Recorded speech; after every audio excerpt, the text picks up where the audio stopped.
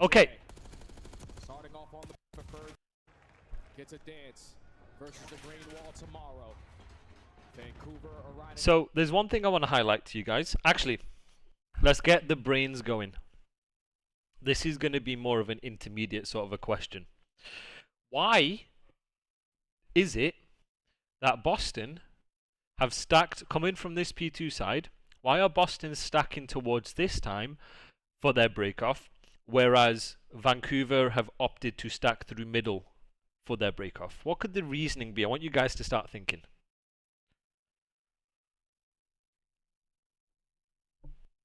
Think about, so I don't want us to sort of think too deep into it. I want us to try and keep it as simple as we can. Based on the differences between both sides, why is it that one team has elected to stack towards the stage side, whereas the other team have elected to stack through mid side?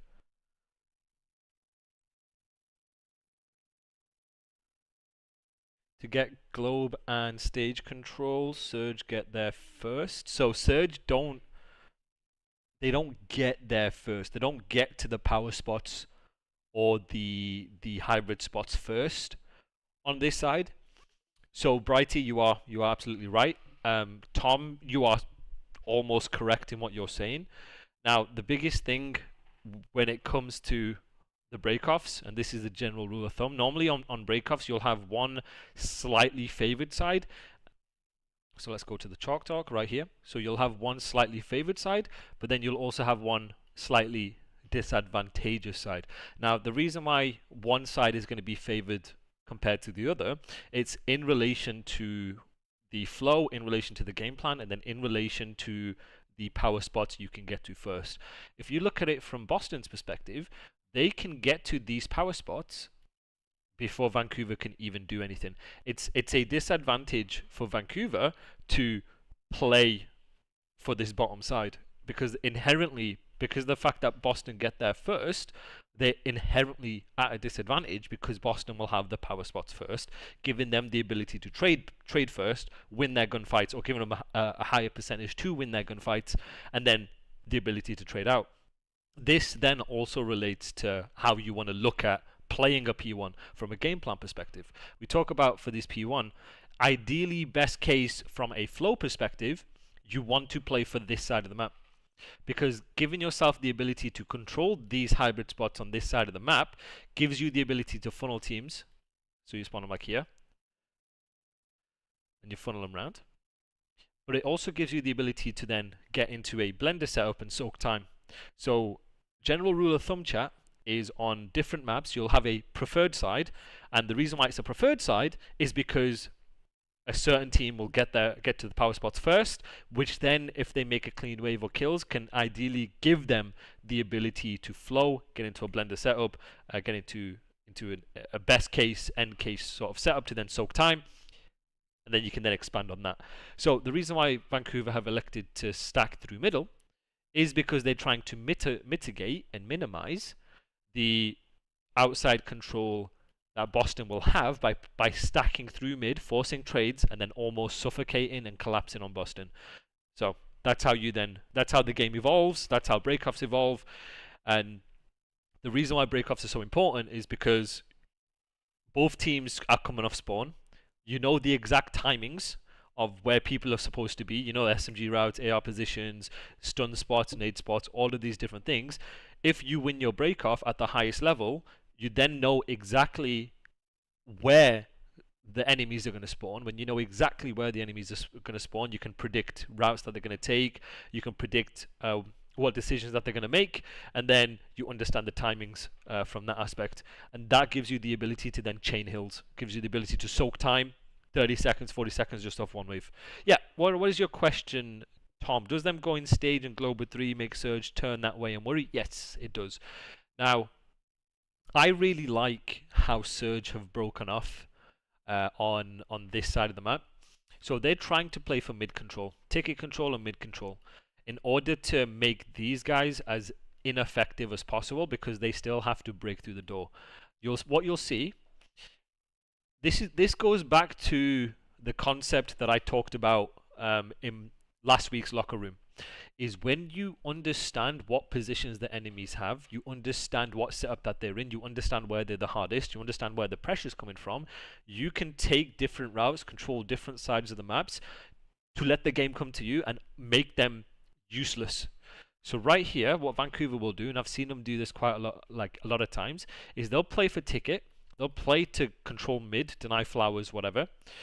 They'll spawn them P2, and they will soak time from positions like this, right? You'll soak positions like this because then it forces Boston to get off these power positions and play for the P1 time. So it's about what information do you get and what decision can you make based on the information that you get.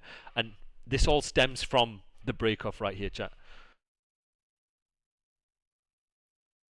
I'm glad you're here and just calling me out like that. It's fine. I see how it is. Everything that's been testing them today. Starting off on the preferred side, early battles. Yep. So now you can see it here. You see how O4 is playing it. So this is Vancouver's game plan. This is every team's game plan, adapting off the information that they're getting and flowing in relation to the information that they get. This is a decision that they'll make. If they understand, hey, we know you have the power spots on this side of the map, well, we're going to flip the map on you, because now that disadvantage that we're in, we're trying to minimize that. We're going to try and force you to make the play, force you to make the mistake, play the kills, and then they'll start playing for these kills. And you'll see it here with Vancouver. You see the idea that they have here. So once they got that kill, 4 is trying to help, so they then can play for that side of the map. Once they have the kills here, chat, then they can play for the side that they want and flow based on that. Will I be doing the locker room for EWC? Yes, I will. I will be. Hopefully, I'll be streaming on Twitch because it's not an Activision event, so I should be able to stream on Twitch. Yes, the P2 side is easier to hold P1 from. And the reason for that is the best case end goal 4 down flow scenario is essentially something like this. 1, 2, 3, 4. Some sort of variation like this, right? He can help here, help ticket where required. He's helping ticket. He can bump across where required. Time is getting info here. And you spawn him like based on him. You'll spawn him here, right? And the reason why the spawning him here is very powerful, especially on the P2 side, Brighty, is you force him to take routes. You're forcing him to funnel through eskies. You're forcing him to take routes like this. You're forcing him into ticket. So essentially, the 3 out of the 4 routes that they can take. So 1, 2, 3. Obviously, you got 5th route here, right? So add that here. Essentially, 3 out of the 3 of the most likely or the quickest route possibles from a timing perspective from that spawn is basically a funnel. You're funneling them through these power spots that they already have. That's why it's so powerful.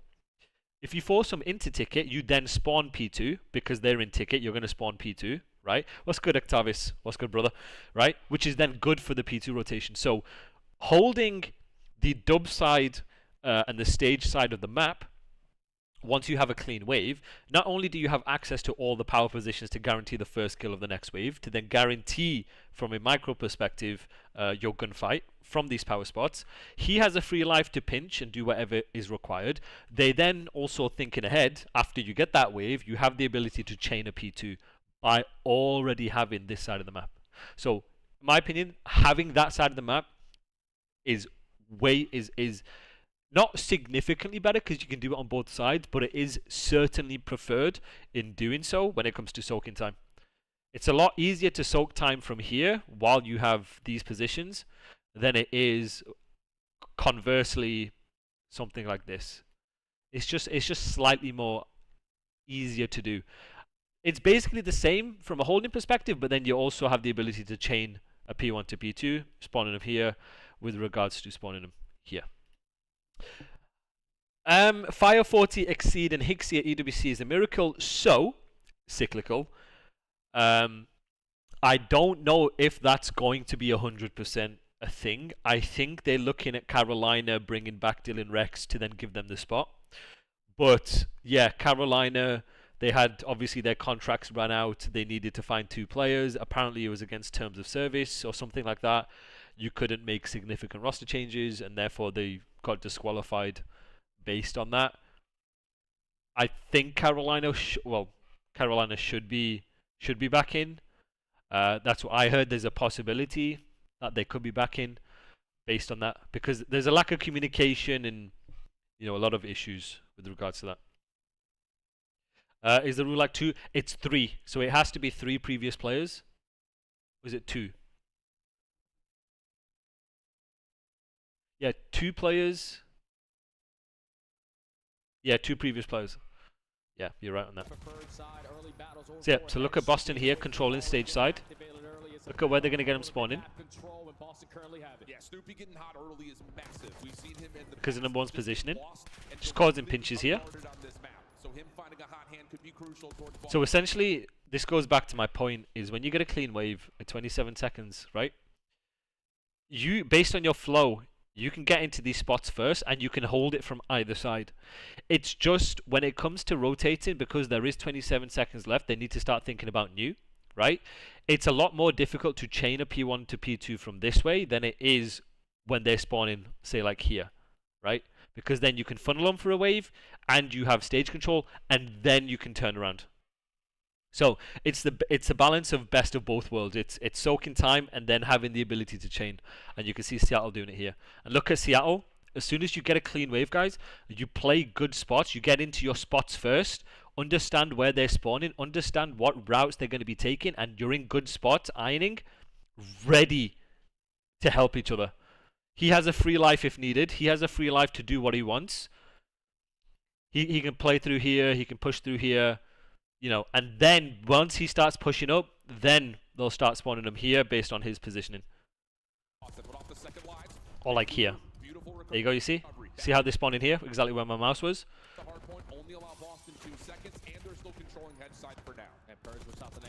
But it's a lot difficult to soak time. Getting lost is really good because they can't say exactly. So now this is... Yo, what's good, JC? So now look at their rotation. Look at the P1 to P2. So chat, my question to you guys is, what do you notice Vancouver are doing really well here? What do you notice that Vancouver are doing really well from a minimap perspective? From a flow perspective, with 3 seconds left, what are they doing? So there's 3 seconds left, right? 3 seconds left, they've got 2 kills. There's 3 seconds left. What is good about what they're doing? What did you guys notice from a flow perspective? Aggressive, but Nep in spawn so they don't flip. Out of control, trying to push for the P2 control from favorable side. It looks like they can take all the team shots, but I can't see exactly what lanes they're covering. Okay. Blocking and setting up next. Staggering Boston, free life. Okay. Playing hard on one side, soft on the other. Playing hybrid positions. Okay. Very good. Very good answers, guys. Very, very, very good answers. Now, my main point is the hive mind. It's about being on the same page of what you want to do in this situation. You have a multiple array of options. So what they could do is, so what they've elected to do in this situation, guys, is number 4 is hard blocking. Number 4 is hard blocking in order to control the chaos, in order to keep them on one side of the map, right? Even though there is 4 seconds left for P2, they have elected to get them spawning here. The other 2 should spawn here, and they're in good positions to then play another wave, right? They understand, hey, we know exactly where you're spawning. We're going to play good spots. We're going to play our timings, and we're going to play our positions that give us the best chance to win the next wave, and we're in tradable positions, right? So they'll end up trading this out, because what will happen after is they'll turn around and they'll get them spawning here, right? So you have that option. But then they also have option number 2. Nep can run forward. He can run forward and he can unblock this side. And so what they can then start to do is they'll play for this side and get them spawning lights, because every kill they make, 2 people can then spawn here and they can turn around, controlling these hybrid spots to then take the same fights together. So there's different plays that you can do. At the end of the day, all that matters is you adapting in the moment and having the same mindset. You don't want to be in a position where these two are trying to play to flip and hard block, and let's say go rogue completely to force him to spawn behind, while he's trying to play to hard block, right? So it's almost about being on the same page and then adapting in the moment. So Vancouver do a very good job of it here. Towards bus side to flip them behind him. This is a perfect start here for Surge. Yeah, and that's, I think, the biggest key. So like you look at number 4. That emotionally charged series. Make sure you're playing good structured. This is how they're adapting to the situation now. Now he's spawning here. So he's spawning here. He's like, yo, I've spawned market. Okay, yo, they're going to be this side of the map. And they know this already based on the prior wave before. And now they'll try and take fights together in the understanding that they know where Boston is. And now, with their flow, you'll see them refilling lanes based on that. That you found winning that round 11. You want to try to play good, structured, fundamental Call of Duty. So far, so good. Heading over to P2. Now they're letting the game come to them. Now, right here, chat, what do I always preach? When the team fights are going down, when the wave is going down, right, they're in a 2 versus 1. Just take the same fights together. It doesn't matter if you die. And Vancouver do a very, very good job of this. And LAT do a fantastic job of this too. It's when you start getting to the trade battle, I don't care what your flow looks like. I don't care what you think you have to do in the moment. Use your numbers and you're fighting together. You're fighting to eliminate him. So then that way you're buying time for your team. They'll have no map aggression. You spawn close. And yes, Tom, he spawns here. He spawns deep, which tells you there's somebody around middle, right? They'll tell you there's someone around here. And then look at how they'll refill to try and get in the same fights. At the end of the day, your flow needs to put you in a position where you're taking the same fights, where you're trading. Trading is one of the most important things. Where you get your kills from an efficiency perspective is very, very, very important. We're locked. So look how they take the same fight together. 0-4 with 4. Look how they take the same fight together, right? It's about understanding when and where to take the same fights together and being efficient when it comes to trading kills. You want to trade kills towards the time, because normally them kills are going to give you obviously time, and they are considered the most efficient. Maybe a chance here for Boston to get in. Yeah, they just have to get close. They have to try to Look at that. It's SEAL Team 6 from Vancouver, and this is another example of what I talk about by taking complementary routes. Right, complementary routes are not only just for when you're breaking, but when you're trading, when you're taking fights in a flow. Look at the route 3 has taken. Look at the route 1 has taken. They're trying to get into positions to fight the same people. And the reason why they're doing this, chat, is when you spawn up, you should have a general idea via process of elimination or anticipation. You're predicting where people are going to be. You're predicting where they're spawning, what map control they have, and obviously you're bouncing off comms to each other, right? So number 1 and number 3 in this situation are going to take routes, because whether it's through communication or downloading information off the minimap, they know exactly where Cammy is and where Purge is going to be, or have a general idea. So when you take routes to put yourself in a position to get close to your teammates to trade, that's how you then become efficient with the kills that you have. Rather than number 1, what you'll see in ranked as an example, number 3 will take this route and then do something like this. I've seen it in ranked. Rather than understanding, hey, I'm going to trade towards time, block this, and flip them out either market or lights anyway, relative to 2 and 4's position, right? So when you have numbers, core point is get into tradable positions. That's how you have efficiency in the kills that you make. That's how you get in the fights, and don't be afraid to die. Vancouver are a fantastic team when it comes to trusting the flow. It doesn't matter who's first in the line. That guy is going to go, get you specific information, get people weak, drag aim assist for then number 1, number 2, number 3 to then help based on that. And Vancouver, even with the back foot. So look how fast they're playing. Look at Abuza. So even from a micro perspective here, chat, right? Look at Abuza. Abuza's one shot. He does not care. He's in a 4 versus 1. He is going to try and get bullets into Cammy, right? Even though he's one shot, he's trusting the flow. He's being selfless. He's taken the child stage in the hope that his teammates, either 1 or 3 or 4, are going to be in positions to trade him and I'll have a look for you, Tom, in a minute. And they're in positions to trade him to then make the game easy. He's then just going to spawn up close anyway and refill wherever's needed. So let's have a look at Awakening. Maybe a chance here for Boston to get in. Yeah, they just have to get close. He spawns lights because of 3-on-1 pushing up. Have to try to contest this HP. Basically like this, yeah, because of this guy pushing through. Line of sight blocking as well. Everyone that is contesting it is instantly getting. But you see here though, they commit, all of them commit to the block, all of them commit to the flip. This is what Hive Mind is. Taken down. And Vancouver, even with the back foot on their side, they're still dominating. There you go, look at them. Now look at how they're always in positions to try and trade each other. At the end of the day, all this game is about trading in the right places. And then he spawns close and he's going to refill. Your spawn is going to tell you how deep you spawn relative to the hill, is going to tell you where their pressure is going to be, at least one person. Okay, you know they've pushed up towards the hill. And then you refill where necessary. Try to get back into the hard point, but look at the spawns already moving around once again. Vancouver will forfeit this back 12, get on their hightail over to P3, and lock down the middle of the map as Boston now have to once again take the long route to rotate. Yeah, now if you are breached, if you can find a kill at this moment, you could potentially spawn them behind them, but now you need another break here on red card. P3 is going to be very difficult, especially with Nasty in this sort of position. He's going to have a couple freebies lined up, finds the first, sets up the teammates for the final. Okay, where am I? Position of the break here on red card. So let's look at this right here. Now look at their rotation from P2. So you got to be very careful here, chat.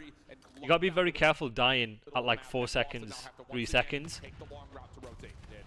Because that's a situation with the respawn timer that you'll spawn in absolute Narnia if you recognize where Boston have pushed out. So these are where you got to stay alive. Look at Nasty's position in here, playing his life. And now he's going to activate. P3 is going to be very difficult, especially with Nasty in this sort of position. He's going to have a couple freebies lined up, finds the first, sets up the teammates for the final two, and now that is such a good rotation from Boston. Guys, I need to ask you this question.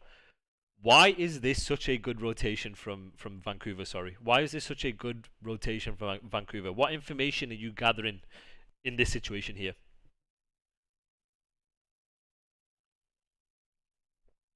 What's the information you guys are gathering here?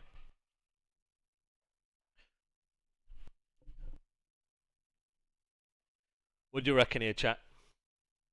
What do you all reckon?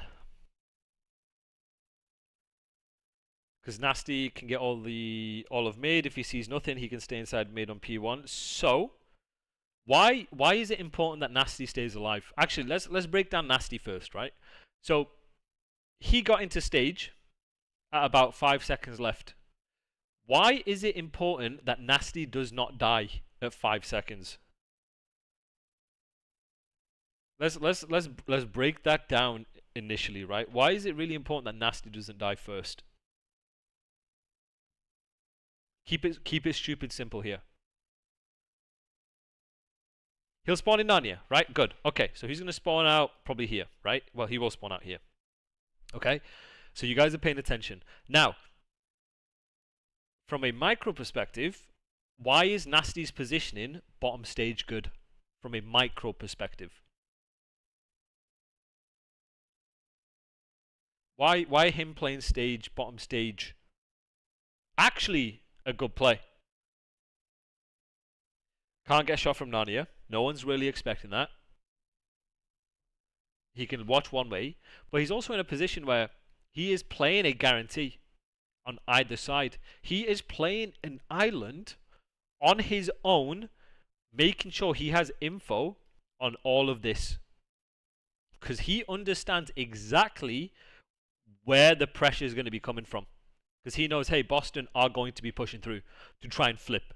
So I'm going to try and get one. Because then if I kill one guy first and spawn here, and I stay alive long enough, well, I'm going to spawn ramp. Based on obviously where where these three are, right? But then, let's go one step further here, chat. What is good about what these guys are doing? What is good about what they are doing?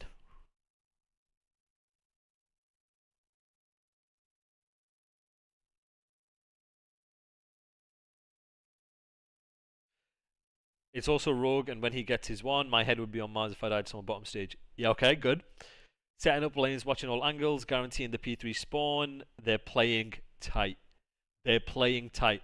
Now, why are they playing tight? Why in this situation have they decided not to re-hit old and instead rotate and play tight? So I want you guys to start thinking from a pro perspective, right? So right here, with 11 seconds left, why have they decided, yo, let's rotate and not hit this again? Why are they not hitting this again? This one's a simple one. I keep on preaching this one. To give Nasty time to pinch. Not necessarily gridlock. Good answer, but not necessarily. What do they not have? 11 seconds left. If they hit, they'll flip. So, if they make the kills, Sweg, they won't flip.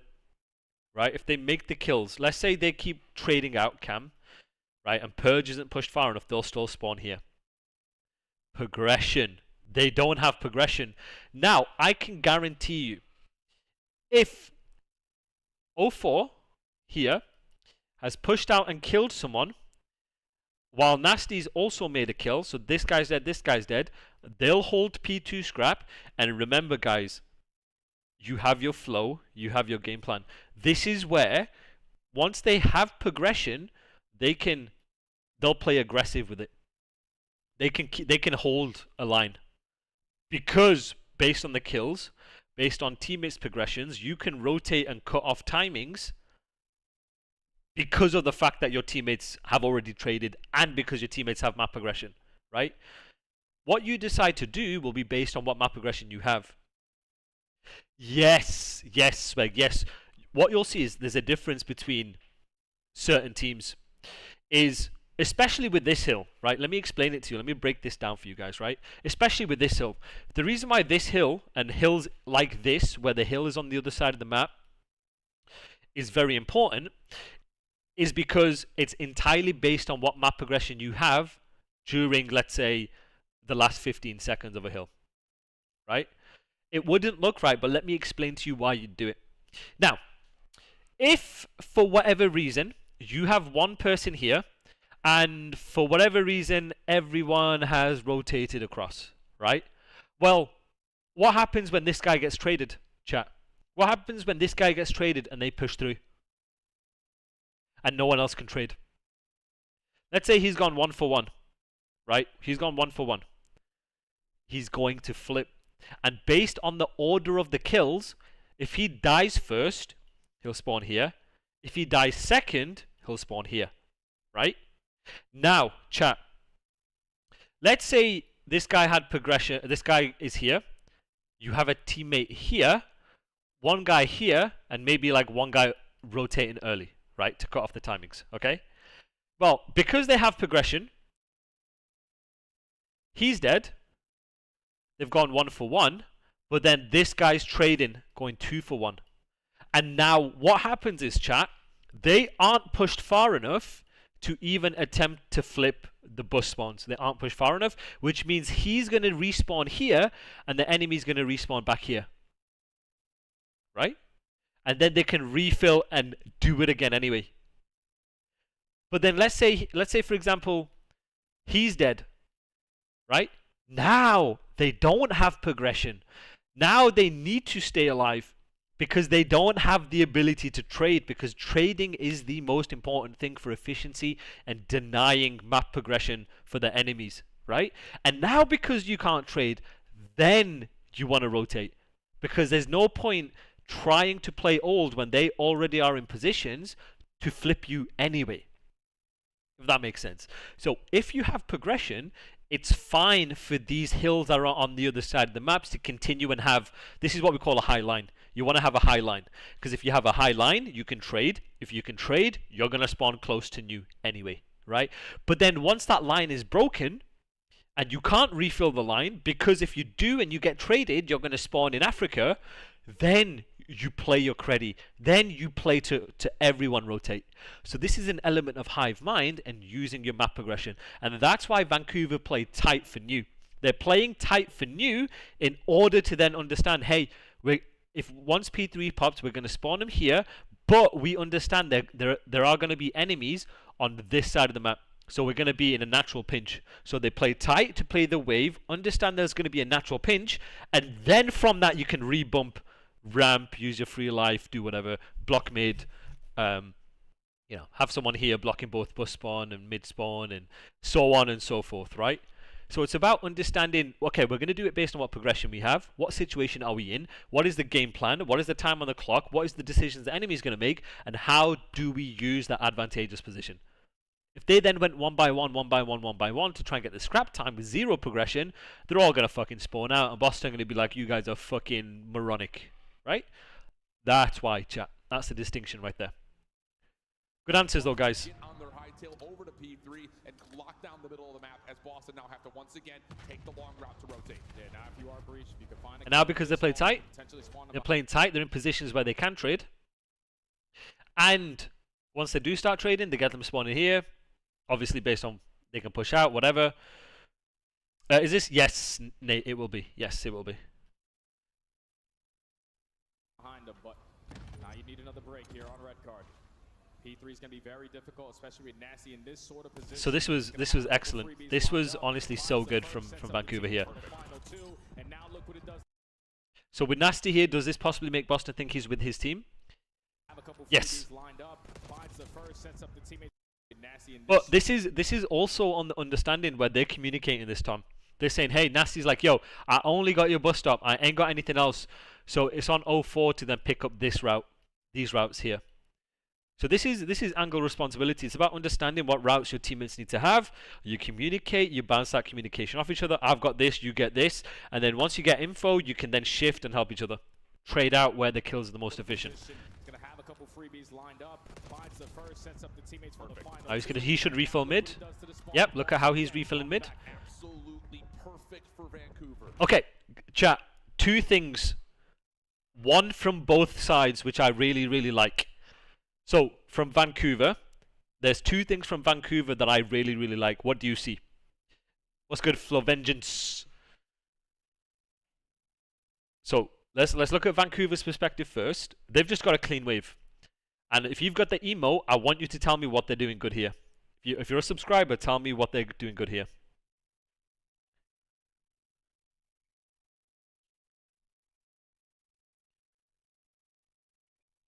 Yep, what Surge are doing? If you've got the emo, tell me what they're doing really well here.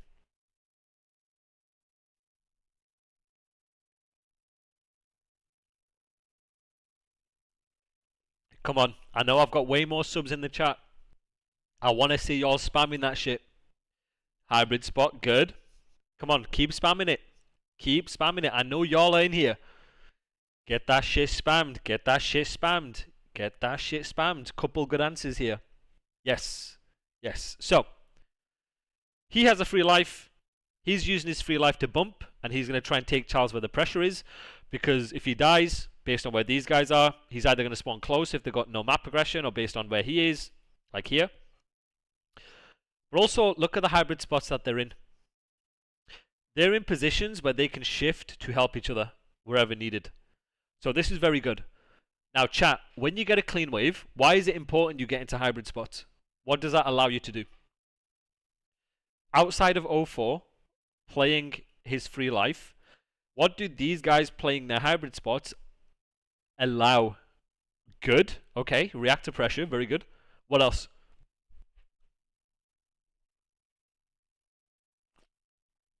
What else, chat? Control the game. Okay.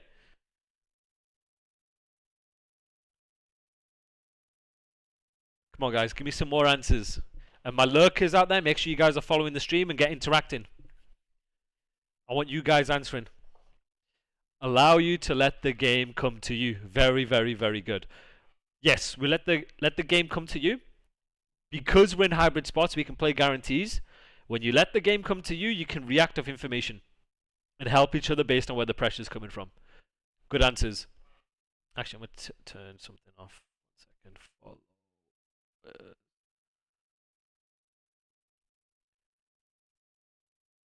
Okay, there we go. All right. Very good answers from Vancouver. Now, What is something that Boston are doing, which is very good? There's two things, two concepts that Boston are doing. I'm not sure if I've got an emote for that though. Okay, I've got an emote for it. Yes, I've got one emote and one thing that they're doing good. Yes, so Boston have to break. Boston understand after a 4 down that they have to break. But there's two things that I like that Boston... Yes, Brighty, 3-1 break. Ape together strong. And what's the third thing? What do you see the first guy on Boston is doing? What do you see here?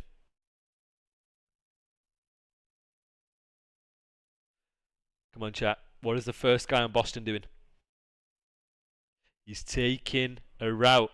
Someone explain to me, why do we want the first guy taking a route on a break?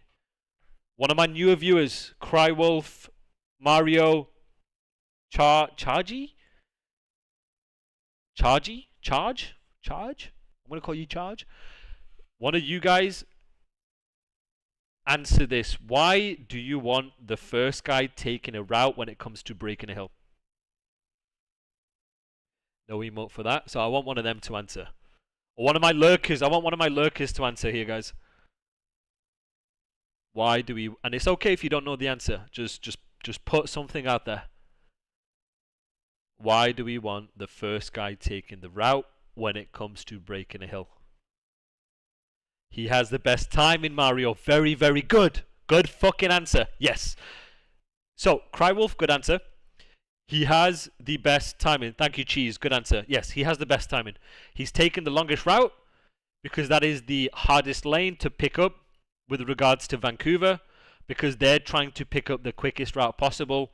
And this one is the most difficult or the hardest or the longest time to pick up, which allows you to then have the best timing to then set up a break for your teammates and then set up a 3-1.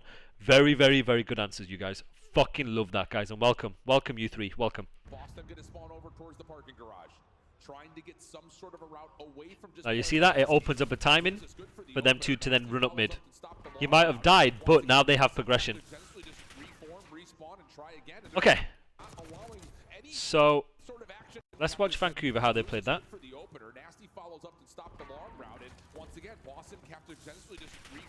Yeah. Okay. So right here, chat. What do I always preach? And this is for my shout out Octane preaching assembly line. So this is, yes, assembly line, conveyor belt, hands over clock, subway sandwich, whatever you want to call it. Yes, this is what we call flow, right? So, for my regular viewers out there, what do you think I like about what 04 has done? What do you think I like that 04 has done? And then what do you think I like about what happens after? This is going to sound a bit like contradictory. This is going to be a bit contradictory to you guys. So let's watch it here, chat. So look, pay attention to number 1. Tell me what you think number 1 does very well.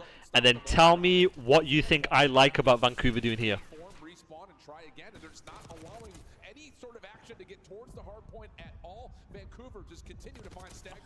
Right here. And I'll explain what I, from my perspective. I'm curious to see your answers here. You're not sure? Okay.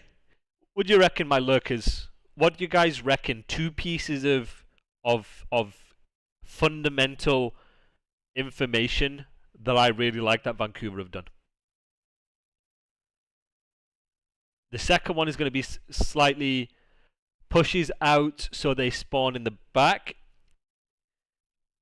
Yes and no. That is tied to something. So the only clue I'll give you is it's tied to something, right? It's as a result of something. But what is the first thing that they do really well here? So I'll give you a couple minutes here. So look at number 1. Number 1 is the clue.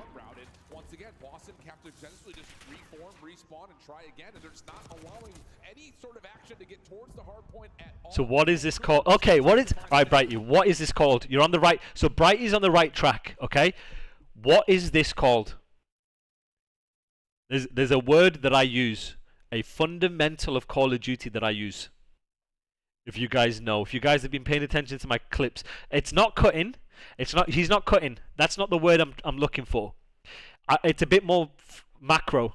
Isolate the kill with Baron. Okay, you're on the right, Cheese. You're on the right track. Let's look at it from a fundamental top-down perspective. What are they doing?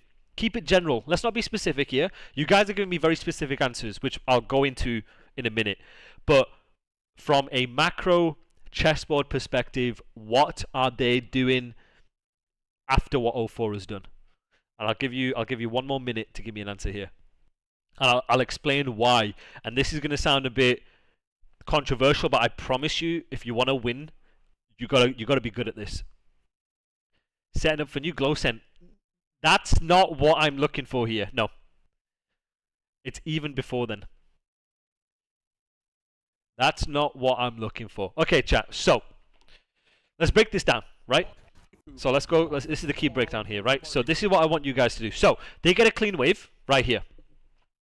This guy has a free life, right? When you have a clean wave, he has the free life to take Charles, do whatever he wants. The reason why you have a free life to take Charles and do whatever you want is because if you get the right kills and you read the pressure, as long as the rest of your teammates are in safety net positions, meaning they don't die and they're playing info, you're going to spawn up close to then refill wherever you need to anyway, right? So in this situation, chat, 0-4, and again, this is 0-4 is showing you why sometimes it's more important to take the risk and to play to die rather than staying alive. If he stays alive and he doesn't do anything, these guys completely make him irrelevant. They take the 2 versus 3, and then they're just going to cut from hill, right? So when you have your free life here, chat, use it. Get active, don't stay alive, okay? If he dies, he gets info, but Pundit, he gets specific information. So when 0-4's taking Charles, from a micro perspective, teams are very rarely going to be ready, so you're going to catch them sprinting.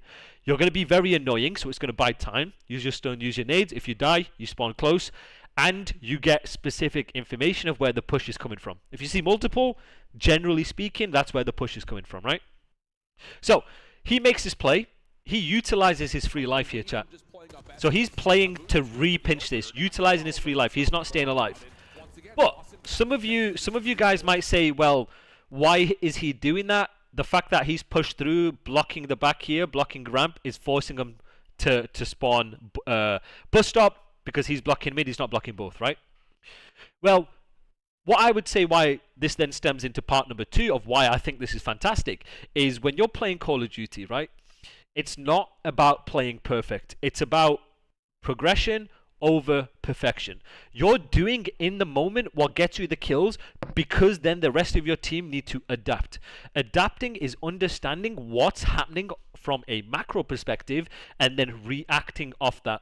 Sure, in a perfect world, 0-4 shouldn't do this and keep them swung here the entire time. But the best teams will do what they need to during that wave, for that wave, make sure you don't get any time, and then they will adapt from that wave for the next wave and play and make the right decisions for that next wave, right? So, even though 0-4, he gets a 2-piece, you can't see the kill feed, he gets a 2-piece, he completely denies that wave. Now his teammates are in a position where they can then help trade each other. They understand, hey, we're spawning on bus, and now for that next wave, they're adapting and then replaying to block it, right? This is what's so fantastic about what Vancouver's doing. And now, they get 3 kills, right? They know they're looking for 1. Nasty sees him, and now they're going to ape him and hive mind. And now they're on the same page about trying to block bus stop and block mid and spawn him behind ramp if number 2 stays here, or if number 2 gives it up, then potentially they'll spawn back here, right? It's about adapting in the moment, doing what you need to do to make the kills in the first place, and being on the same page about what information you get and what you need to do with that information. And then, that's how you win these games. Now he spawned ramped, like I see here. He's giving it up. Them 2 are helping each other. What is Neptune doing here, chat? Using his free life. He's bumping out. This is part of your game plan. This is part of your flow. He's getting bumped out to take Charles. Number 1's going to refill time. This is what we call bump, refill, block. Neptune is bumping. Number 1's going to refill through time because you can cut from time, or you can play hybrid spots next to time. And then Nasty is going to block. Easy. Bump, refill, block, clean wave, free life, boom. Do it all again. Good shit, guys. Good fucking answers from you guys. You guys are fucking geniuses. Love that from you guys. Look at him taking team Charles. You have them trapped towards the backside of P3 again. You're basically gifting the rotation of P4 to your squad. Now, don't want to die in this scenario and potentially spawn out, but an 80 so right here, chat. going into P4 will take it. Absolutely, you will. And take a look at this. So right here, chat. To your squad. Now 4 knows don't want to. So why? This is the same question I'm gonna ask you guys going from P2 to P3. Why in this situation has number 1 and number 4 not help number 2 for this time? And why is number 3 backed off? This is the same question going in P2 to P3. Why is that? They can pin him in. If they were to also die, they spawn out. So good, Pundit, very good answer. Now, I want you to think from one step further. So one step above, right? So yes, if they die, they spawn out. But why have they not all gone to the point? There's a reason. Again, I use that same answer from P2 to P3. Why have they not all kept that wall? Why have they all not decided to keep a high line here? Why is that? Why have they not got a high line? Why is it in this situation they don't have a high line? And again, guys, I want you to think very super situation specific. So right here. So right here they stay. They stay, they stay, they stay. And then from right here, they go back. Why? So if the guy who died spawns out, he gets a free pinch, and Boston have to tweak. Situational, they want to let the game come to them. 2 will also spawn with them on you. Okay. Good answers, but it's a lot more simpler than that, guys. Let's keep it simple. If you guys remember the answer I gave P2 to P3, right? P2 to P3, when they were here, they were here, and instead of challenging old, they all run back, right? What's the word I'm looking for? What is the word that I'm looking for here? They don't have what? Yes, JC, they don't have numbers, nor do they have progression. Brighty, the difference here is they don't have numbers. They don't have numbers. If they had numbers, then you can play a high line. But they don't. He's calling out, yo, there's 2 ramp. This guy's gone. This guy's gone. So it's hard for him to even utilize the progression. So this is a situation where he's like, yo, I'm staying alive. You guys rotate. So now that's the distinction between the P2 versus the P3. Is because they didn't have the numbers initially or the ability to help. Now, I can promise you this. If Abuza got 2 kills from ramp, he kills 2. I promise you he's going to stay. They're going to have a high line. He's going to back off and block arches. And then when there's like 5 seconds left or whatever, they'll start shifting across. Right? They'll maintain that high line. But as soon as they're like, yo, I'm going to play my life, I'm giving it up, let's not flip out, let's play ahead, we don't have numbers to do anything, that's when they decide to give it up, and they're giving it up as a team. Yeah, what's good, Koa? Good shit, guys. Good fucking answers from you guys. That's the shit I love to see. Now, he's going to spawn out here. So now these have to stay alive. Absolutely, you will. And take a look at the scoreboard on the Boston side. Yes, Pundit. Yes. Yes. If Abuza was to get the 2-piece, you trap him in. You trap him in because you know they're going to spawn there for at least 1 more wave. Right? Don't give up map control when you have numbers. You don't give up space when you don't need to. The times when you give up space is when the odds are not in your favor, when you don't have the numbers, when you don't have the progression, then you play your kills. If Abuza got the 2-piece, I'm telling that motherfucker, yo, stay there. We'll cut them Eskies, we'll cut them ticket, and then we can shift after that. We can stay there for a couple more seconds and then shift. Because then Abuza can help time if they decide to trade out time. Right? But then, because he doesn't, and he's like, yo, I'm staying the fuck alive. Where do you rank? They're one of the best hardpoint teams in the game. I rank their hardpoint as one of the best. If he gets 1 and stays alive, I still don't think he even challenges that. Because, and the reason why, is It's a 3v3. This guy's in fucking Africa watching this. This guy's in Africa, but really it's a 3 versus 2. So that's why only the 2-piece is acceptable to even keep a high line. Then he can stay alive and stay back.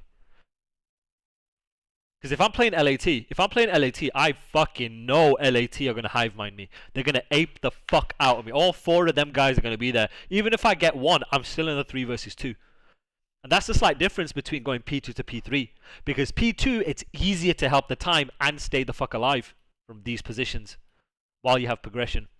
And then someone here, right? You know what I'm saying? It's about what progression you have and playing off that. And then trading, obviously.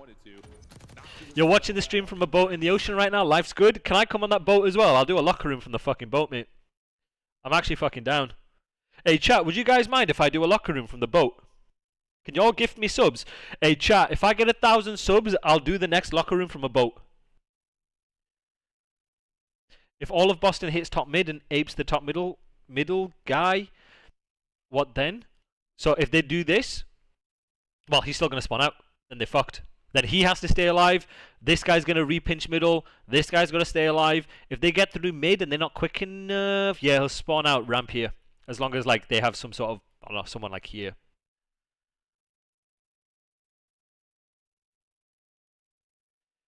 Chat. If y'all got primes, if y'all get me to 1,000 subs, I swear I'll do a hot tub stream, and I'll do it on a boat. No, yeah, I was gonna say something rogue, but never mind. So it's one of them, right, Metis, where if you know they're hitting mid and they're aping through mid, you then have to play positions because you know what routes they could take, where they're gonna cut, to then play your guarantees and stay alive. Question say Boozer gets a 2-piece. Is it ever worth sending 2 or even just 1 player to be annoying off spawn? No, not really.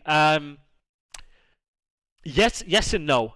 It's based on whatever time is left on the hard point, because you have to remember if there's like 6 seconds left, you gotta, if you get another kill or 2 and there's like what 3 seconds left, 2.5, whatever, then they could potentially spawn behind your archers anyway. So you have to balance it in the moment.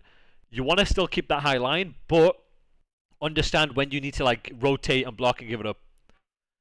I swear I'll do it, chat. I will do it. If you guys give me 1,000 gifted, I will do a locker room with Andrew Tate. I said it. There we go. 22 and 11. It is stark differences early on. Boston, though, will get like right here, see how Abuza's playing it? So this is what I mean here, Metis, right? Or yeah.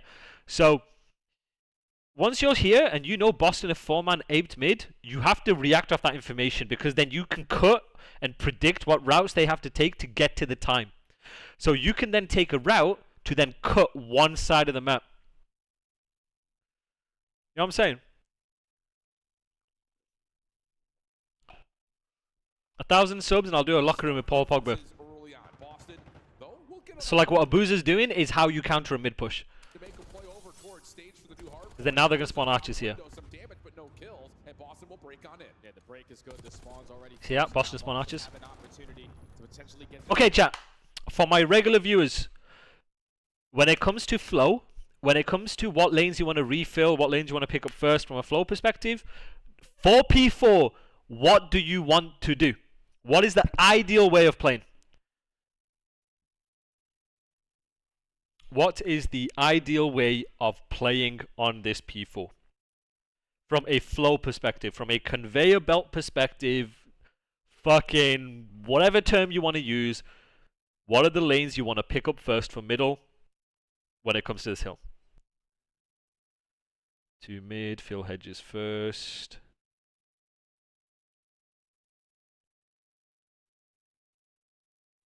Hedges in P1. I mean, for P4, you want to try and take mid hedges and get kills around the time and play the guy on P4 last. What about you, Metis? What do you reckon? What about you, Bryce, Metis? My lurkers out there, get involved. Amar, what about you? Or Amer, however you want to pronounce it. Cheese. Koa, what do you guys reckon? What do you want to pick up first? And then I'll have a follow-up question for you guys. I see sometimes teams put 2 players on time, 1 soaking on top fighting, top mid globe, hedge control. The question is, Brighty, when it comes to P4, what lanes do you want to fill in first on both sides? Let's assume it's a full break as well.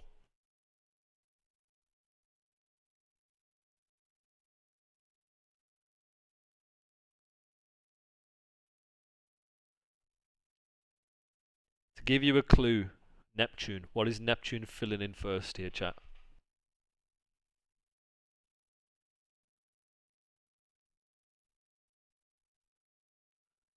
P1 and globe control, mid P1. Good job, guys. Yes. So, for my lurkers out there, on both sides, you want to make sure you're playing for mid control and P1 control first. You want to make sure, whether you're spawning here, or whether you're spawning here, whether you're spawning here, whether you're spawning here, right? Ideally, you want to play for middle control first. So let's say we're here, we're playing to control mid. Now, chat, the reason for this is it allows you to play ahead and you're thinking 1 step ahead, right? Because P4 can be very scrappy, especially if teams are spawning here or teams are spawning here, right?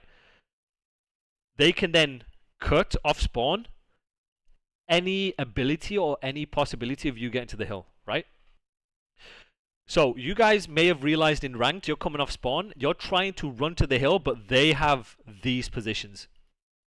When you don't have mid, and enemies do, you give them the ability to cut you from 100 different lanes.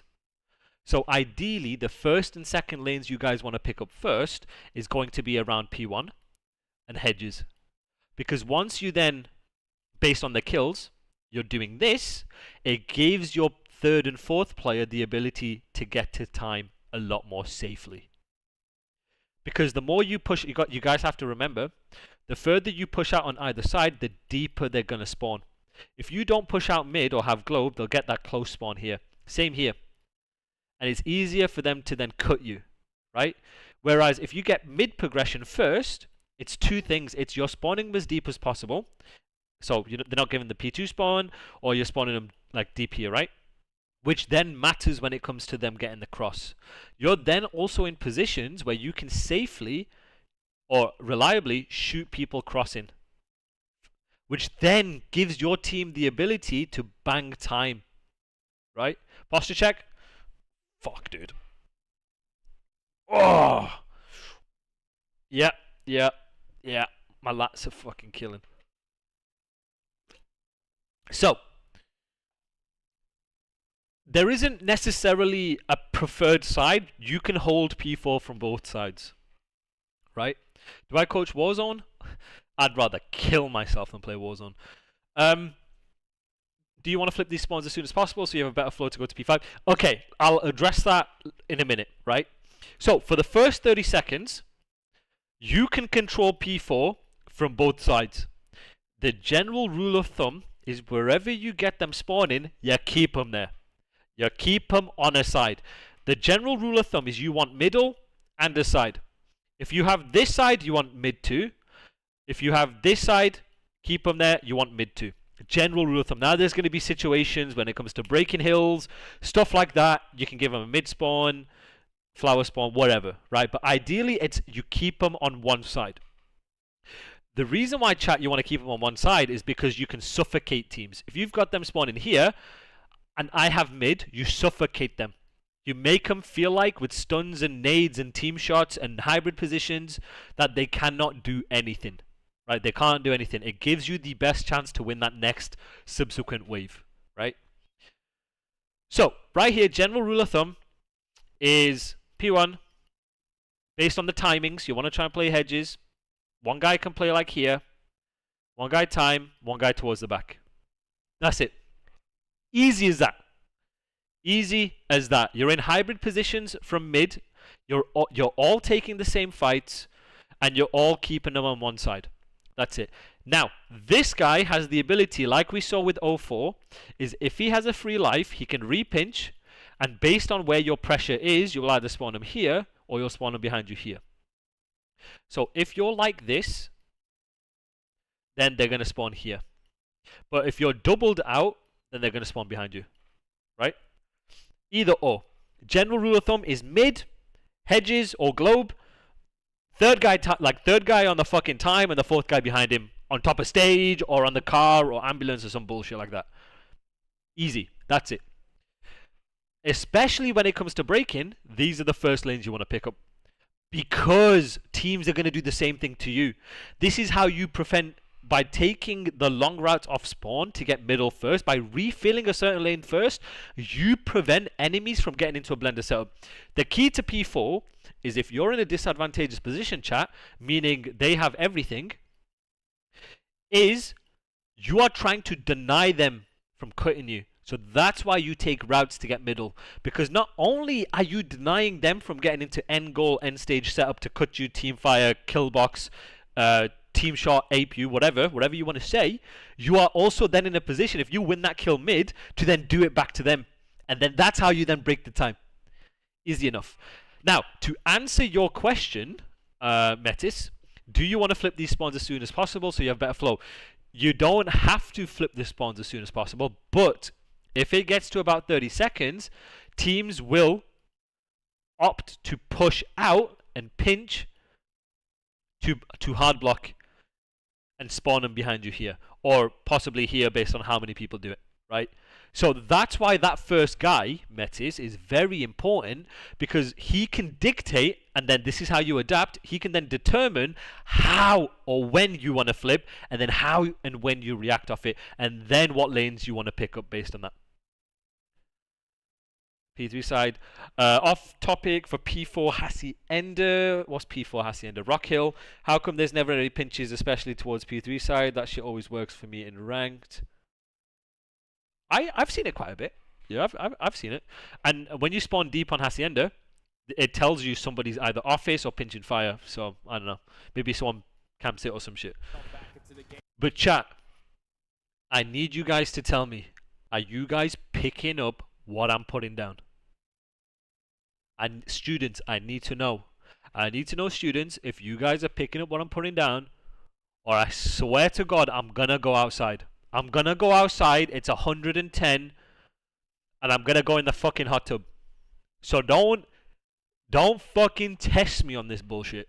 I am such a big fan of 04.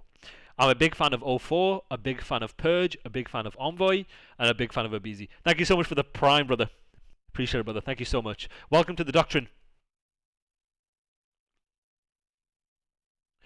I tend to find a good rule of thumb is... Yes, good. Yes, that means there's no map progression, basically, for the other team. Yeah, very good. But I need you guys, more of you guys. Are you guys picking up what I'm putting down? I'm not going to continue until I at least get 5 more people saying it. At least 5.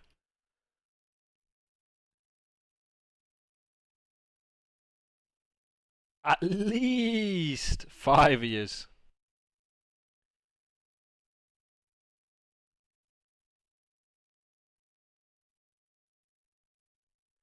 I appreciate you, Manny. Alright, okay, let's get this moving. Feel free, by the way, guys, you got any questions, anything you want to go through? If you just want to insult me, feel free to put that in the chat.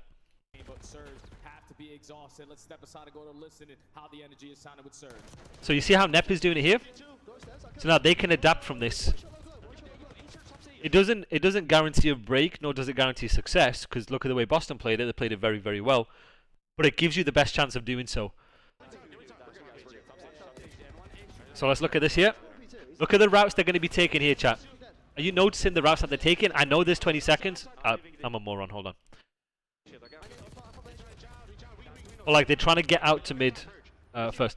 Will you coach a team that made it out to World Series of Warzone? Yeah. Fuck yeah.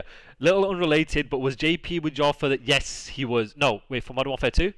What game was Modern Warfare 2? Wait, Bryce, what game was Modern Warfare 2? Am I tweaking? Wait, chat. Chat, what game was Modern Warfare 2?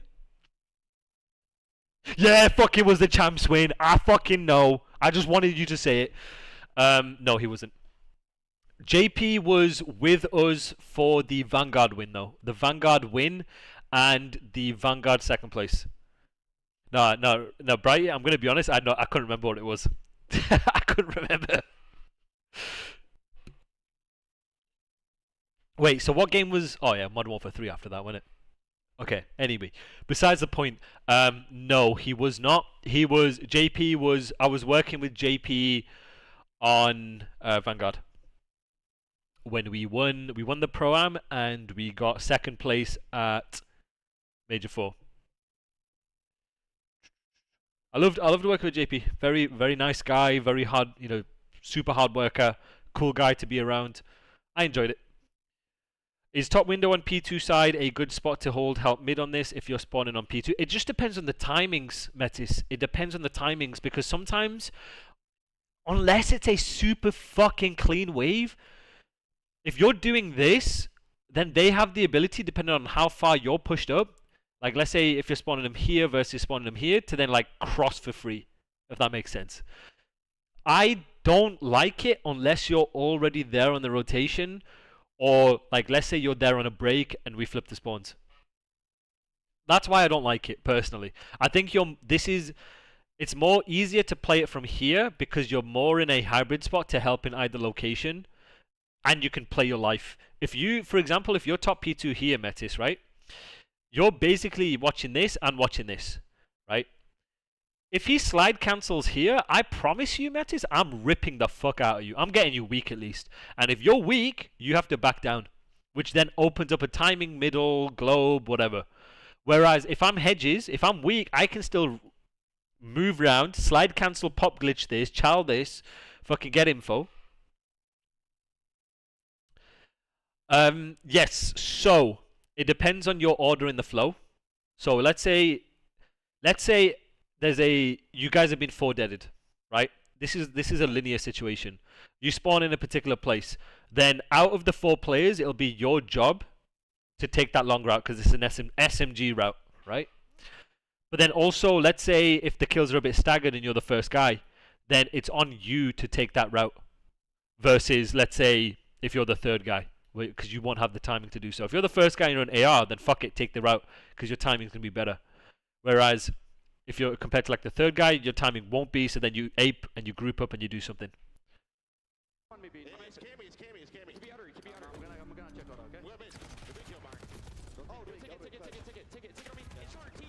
Okay, let's see how we play this. Teach? That would have been a huge kill. Oh, he's locked.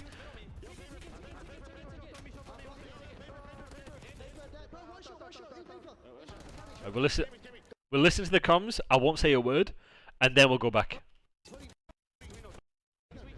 Let me know if you guys can hear this, okay? Yeah, the break is good. The spawns already flipped, so now Boston have an opportunity to potentially get themselves back into the game, but Surge have to be exhausted. Let's step aside and go to listen to how the energy is sounding with Surge.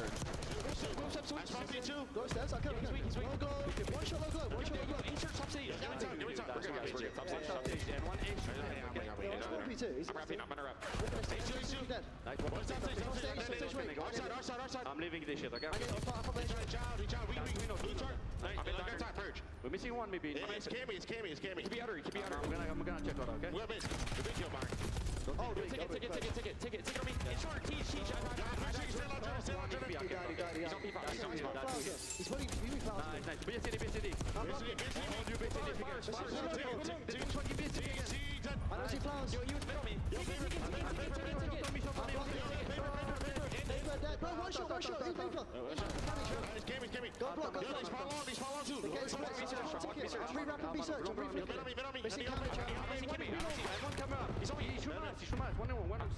He's in paper. He shot his gun. And one more. Yo, one shot me. That's got me. I didn't take it all. Camera, come on. Yeah, I'm going mid. One shot Cammy, bro. Olowski. Challenge.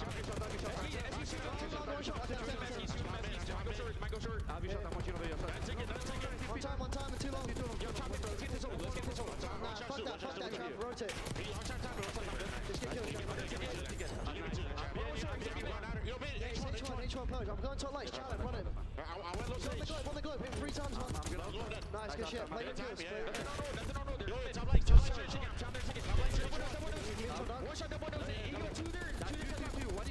ticket. One more ticket. Don't lose ticket. Take your time. It's gonna be two. No, he's gonna be there. Just shoot him on time from club. I can't. I'll do. You spray it. I'll kill him. One shot top back. Get on time. He's one shot top back. I'm trying to get you right. Get back to One more time. Weak. That's two. Yo, you see, sure. P2. I'm trying to pull it. Wait, cut the fuck. Listen, I'm on play first. Watch out mid-door. Watch out top late, okay? Okay, take your time in this break. Play for the rotation. As one behind the mic. One maybe push back at you then. Yo, there's some time. There's some time dead. That's one. All right, Vancouver. Wow. Okay. By the way, chat. I don't know. You guys could hear this, right? Nasty's comms are so good. Now, this is going to answer your question here, Metis. So, how do I improve on flowing as an IGL in game? Sometimes I feel like it becomes overwhelming at some points, especially against better players. You do not want to over communicate or over IGL, because what that does is it takes away from what you need to do, your reading of the game, your situational awareness in the moment. It has to be a balance. One of the things you'll find, and you don't, since I've been in the league, is you don't have IGLs anymore because of how fast the game is being played to a certain extent. And when the games speed up and the games feel faster from a flow perspective, for example, on this year, last year, the year before wasn't so fast, but you get the idea that because there's so much information going on in the map, everyone has to have the ability and the knowledge to then give that information to your teammates to make a decision. If you're, especially, let's use this year's game as an example, because of how fast it is sometimes with the trade battles and stuff like that, and because of how dog shit the minimap is, you cannot reliably IGL without taking away from your ability to focus on what you need to do in the moment on the game. You can't do that. It has to be a situation where all four players are taking initiative based on what they're seeing to determine what the best action or adapting or game plan is. You can hear it here with how they're saying, let's ape someone. Let's kill someone. Let's stay alive. Let's take a route. It's all people in the moment understanding because of the information they have, whether they're not in a gunfight or whether they can read the kill feed or read the time, of saying, hey, let's do this. So Nasty was telling Neptune to do something because he was out of the play. Like, he's just spawned up. He can read the map. He has the time to do so. But then sometimes if you're in the game and you're moving so fast and you're getting mixy, you need someone to think for you, do it for you. Right? So it's about balancing. And to answer your second question, do you like spam comms of weak and one shot? I do. As long as they're in positions where you can do something about it. And this is what Krim, I learned this one from Krim. If you're in a position where you're in a 1v1 here, right? But the rest of your teammates are all here. There is no point spamming his one shot because the rest of your teammates can't do anything and it clutters comms. Where you want to say they're one shot and where they're weak is when you're flowing together and you're trading and you're in positions where you're hive minding, trading, fighting, doing something together for an objective, for a purpose, then you want to say they're one shot because then it forces this guy to take the chow, a advantageous gunfight for him. Even going back here, I want to highlight how good this was from Nasty. I really, really want to highlight this. Is look at this, right? It wasn't this, sorry. It was... So look at it from here.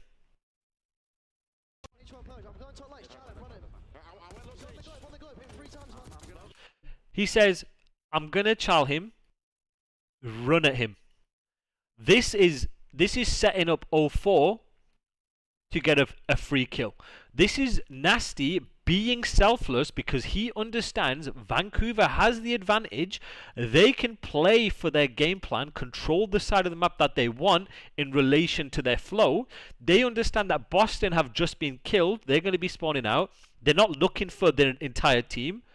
He's going to throw his life away to set him up in the hope that they can then set the rest of their team ups to trade for the side that they want when it comes to soaking time. This is a fantastic example of Nasty being selfless.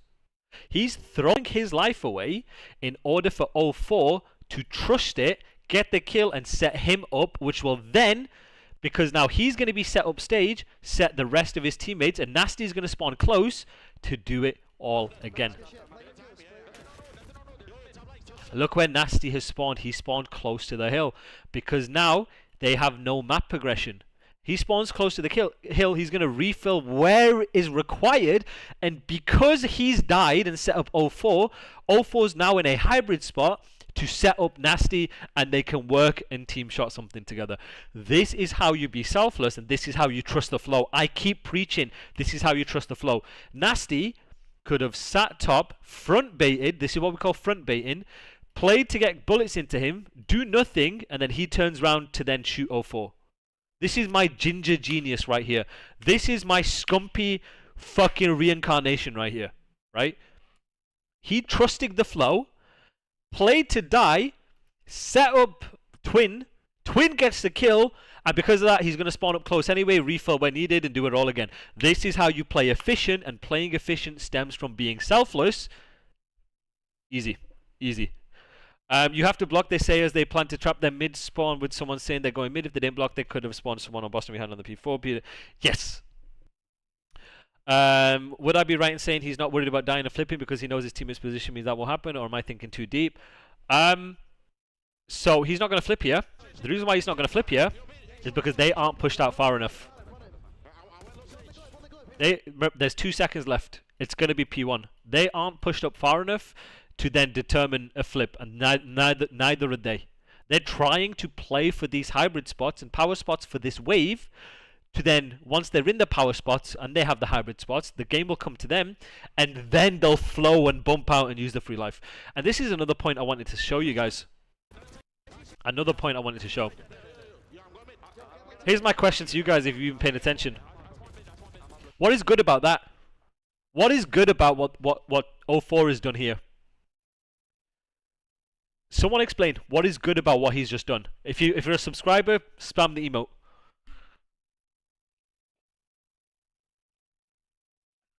And if you're a subscriber, what emote do we have?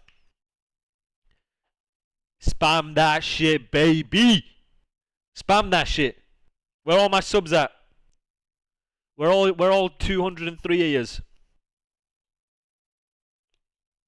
Spam that fucking shit.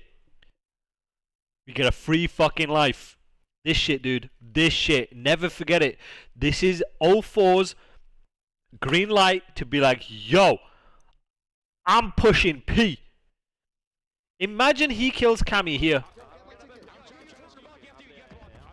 Imagine Cammy is dead. They're now in a 3 versus 4, trying to break a P5. All because of 04 killing Cammy, and then Snoopy's tweaking, which is now a 2 versus 4. And he's on his own, which is now a 1 versus 4. You know what I'm saying? This is how you use your free life effectively, and this is how you can do, this is how you then blend the teams.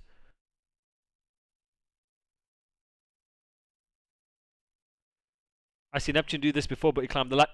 Exactly, and that was against us, Pundit. That was against us. And look at where 04 is going to spawn. He's going to spawn close. Bump. Refill. Block. He's going to refill because they bumped. This guy's blocking. BRB. Do you guys understand? I'm making this shit fucking easy, bro. It's on the board. BR fucking B right here. Be right back. No, you ain't going to be right back. You're going to bump, refill, block. Like chat. This shit, bro. Like I'm spitting right now. I'm fucking physically spitting right now. I can't contain my excitement.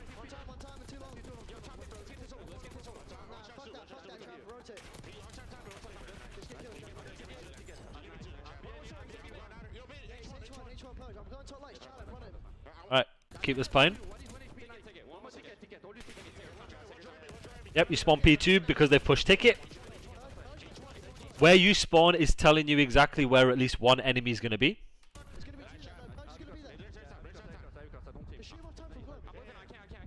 Yeah, 100% put it. 100%. And see, this is, chat, this is the importance of controlling certain areas of the map first. By allowing yourself to control certain areas, by flowing in certain areas, you play the specific hybrid spots of a certain lane or an area. It makes it so hard, even with Boston getting kills, to soak time reliably.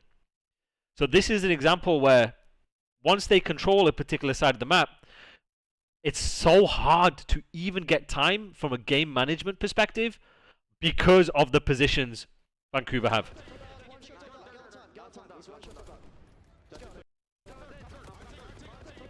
He's going to squad spawn on him because the time is white.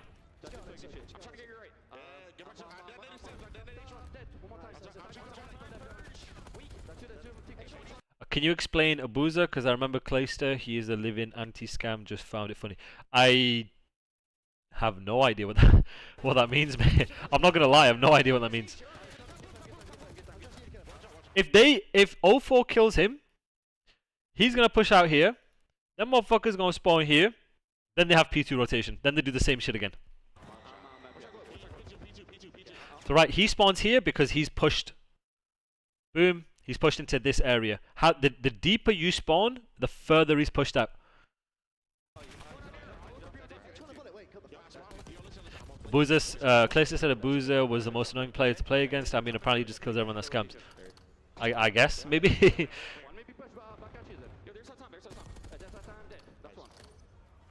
Vancouver surge starting to get things going, feeling calm, feeling collected. Right, look how they play. Look at the routes they're taking.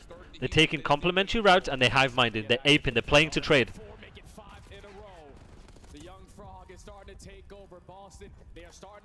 Alright, let's see where they spawn. Let's look at their flow. They're playing to trade. Look at their flow. Look at the conveyor belt.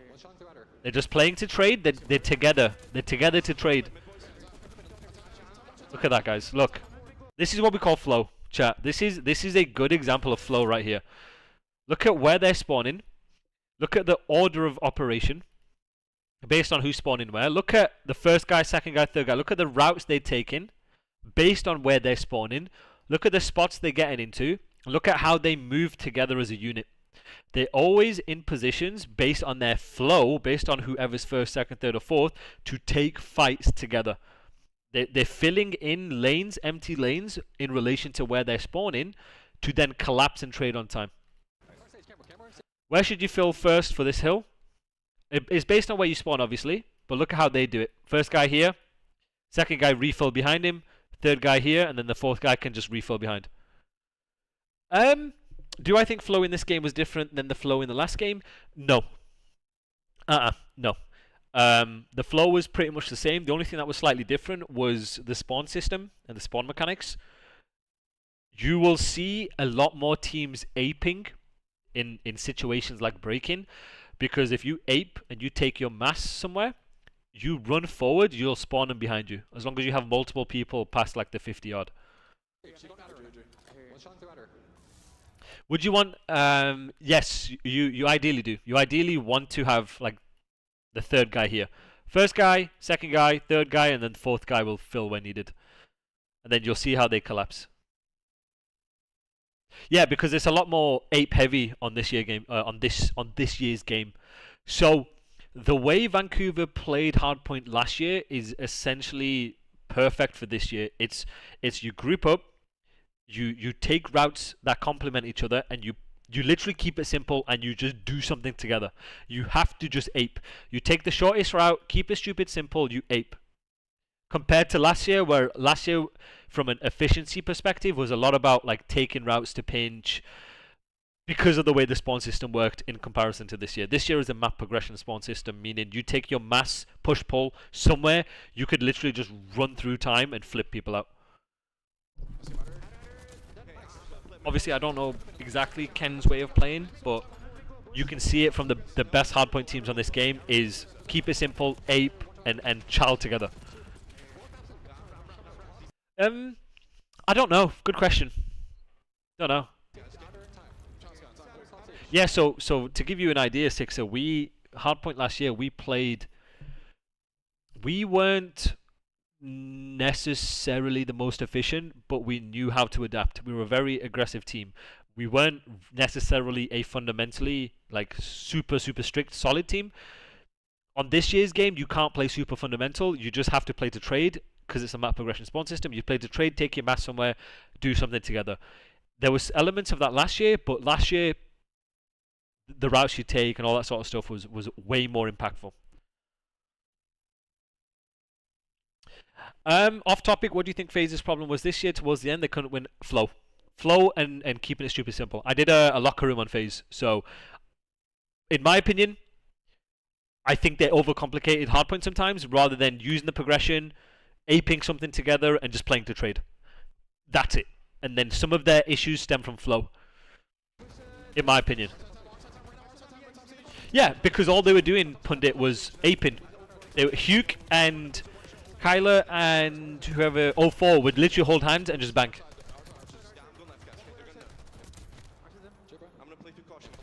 This game is a very what is your teammate doing? I'm doing the same thing.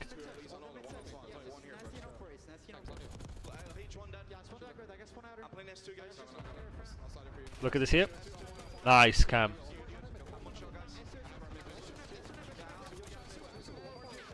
It's just getting together and aping. Just whatever progression is, use your progression. Trade the most important kills in the moment, and you can cut from time. So just look at their flow here.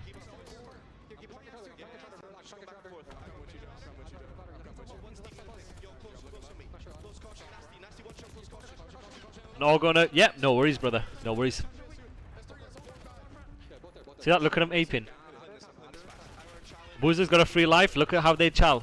It's fine, he gets a 2-piece, but you get the idea. Like, you want to take the same fights. Okay, chat. What are Vancouver doing with 10 seconds left?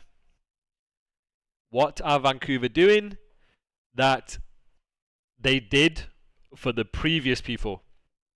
Give me some answers here, guys. Give me some answers for my newer guys in the chat.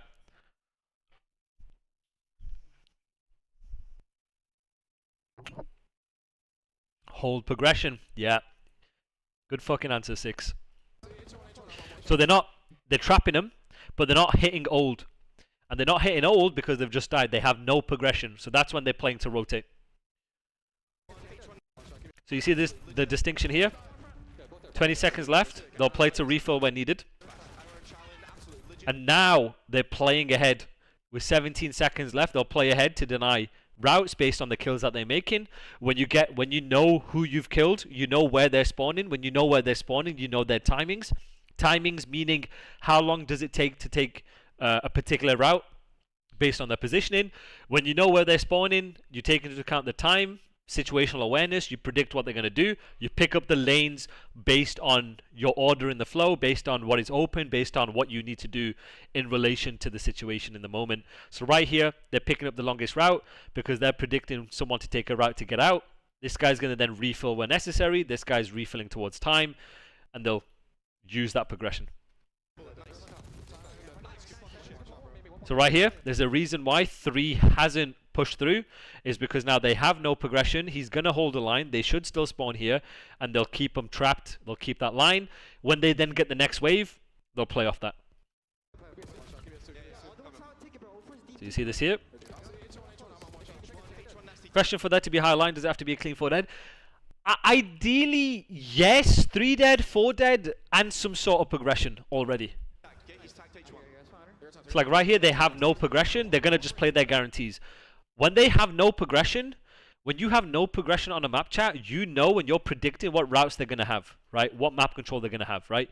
You're predicting and you're understanding like, hey, they're going to have this space, this map. When they have this space, this map, they can take this route. They can take this route. They can do this. They can do this, blah, blah, blah, blah, blah, right? And then you use process of elimination. You understand what space you can take, what space you can't take. Your progression tells you that. If you have nobody here, you know, right, they're most likely going to be here, they'll run forward. They'll do something like this.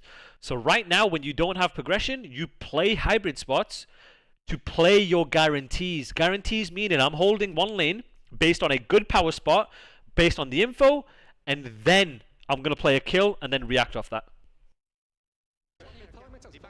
Our team's going to be watching for a P2 pinch right off rip. Sometimes yes, sometimes no, based on the information on the previous wave. So like here, number 1 is. He's technically watching a P2 pinch. Wow, how's he done that? Oh, that would have been a huge kill. Alright, what do we say about P4? He's playing time.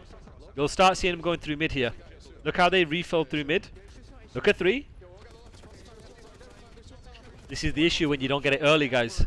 When you don't get it early. Alright, chat. Question for you guys. Bump, refill, block. Yep. So, right here, chat. So you get the idea. Now, 3 could have been in a position where he's instantly shifting rather than playing this kill. He could have trusted number 2 to play it, number 1 to play it. This is why getting mid and getting P1 is so important. And I understand he's trying to play this kill. I get it. But you're denying them spawn trapping you. That's the whole purpose of doing it. So if you're disciplined getting mid, you're then in a position where you can cut the reinforcement. Because now look what happens here, chat. When 3 is not trusting the flow. This is what we call trusting the flow, chat, right? This is the conveyor belt that someone mentioned earlier.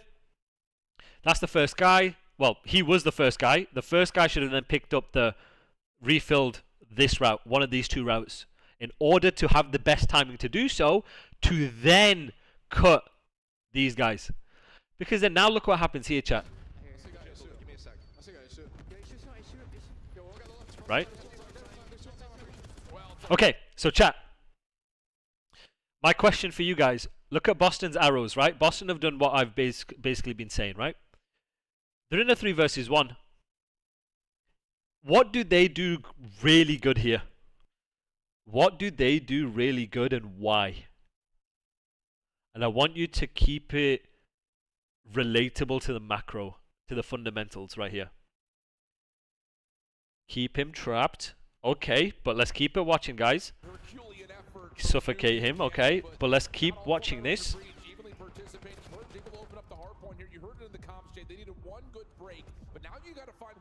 What did they end up doing after they started getting numbers? What did they end up doing? That was good, Franvius. Appreciate it, brother. Means a lot. Means a lot. They didn't spread out. What did they do? So that's the second bit Metis, right? But right here. What do you see they're doing here? That is good. They're in a 4 versus 2 right here, chat. Okay? Come on, guys. This is a keep it stupid simple and relate it to the fundamentals. Theoretically, what should you be doing in a 4 versus 2? You're gonna see what. Right, Mario. Very good answer. Ape together. Use your numbers to flood hill. So right here, when you have numbers, you take the QRP, the quickest route possible in order to trade wherever the info is telling you. You're playing to trade. This is how you then have efficient COD, right? They all end up collapsing towards time.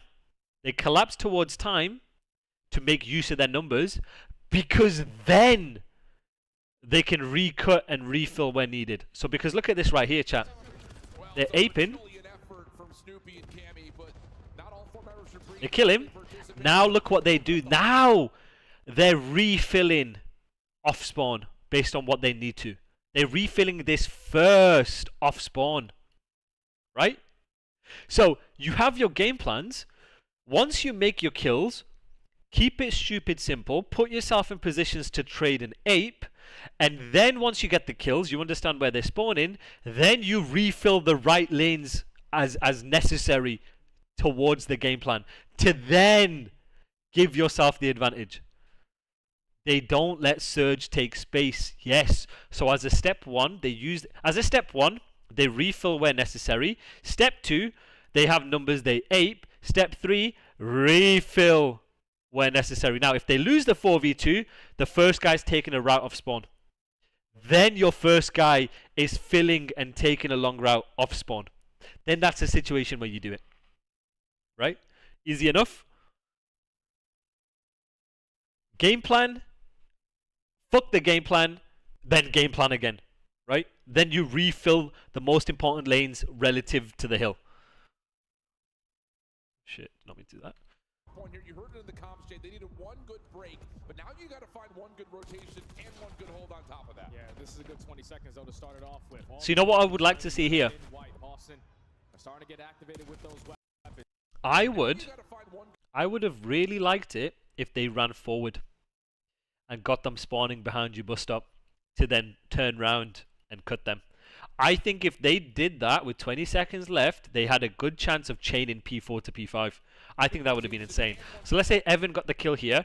He runs forward to block this. They're still going to spawn here. But there's a good chance if they make these kills, they might spawn 1 or 2 behind. So right here, boom. He runs forward.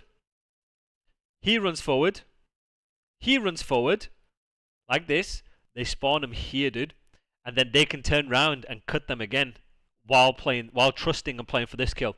Then they would be spawning arches or at the very least flowers. And then they could have then rotated and cut ticket for P5. Rather than keeping them here. I think that would have been insane. Because now they have the good side for P5 and you really want this side for P5. Now disregard what I said earlier. For P5 you really need light side because funneling them here and here is fucking diabolical. And the fact that you can spawn mid if they're both sides or they have no map progression is insane. Insane.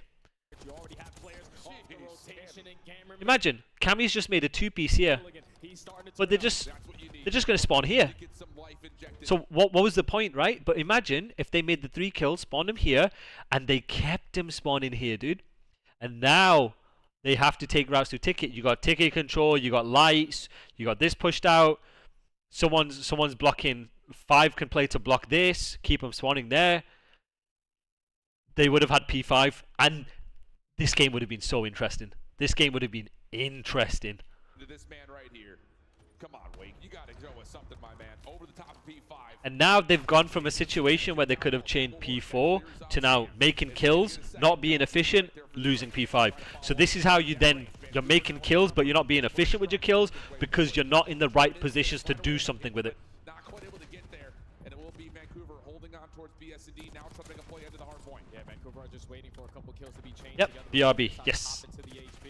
And there it is. I do. I genuinely do. Yes. I think these are the type of decisions in the moment that can have an effect from punishing teams.